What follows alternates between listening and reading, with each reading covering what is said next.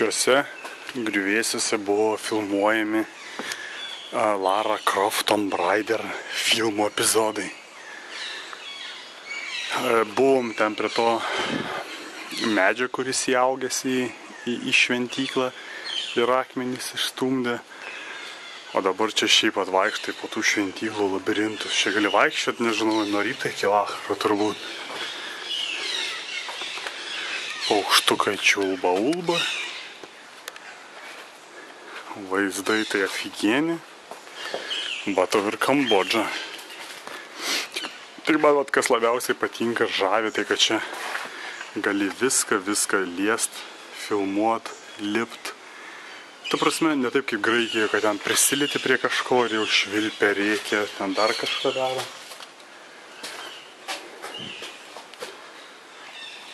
Va. Tai viskas tokia autentiška, žiauriai. O, prašau, visokiausi hodai. O kažkas padėdavo, įėjimas užgriuvęs akmenimis.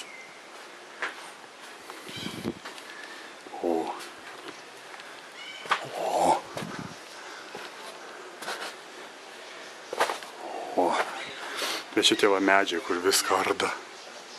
Kažkada šitie visus šventyklos sugrius, vis tiek tie medžiais padarys savo darbą kruviną. Bet pakol kas yra kas yra. Aš pamačiau.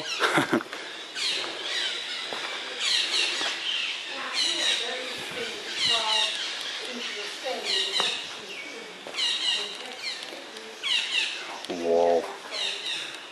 Hello. Čia siūlis.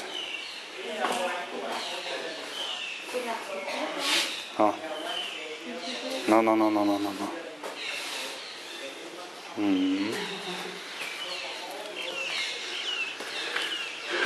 Tokį, koks čia vaizdas geras. Koks medis, žiūrėkit, sienoje paugė.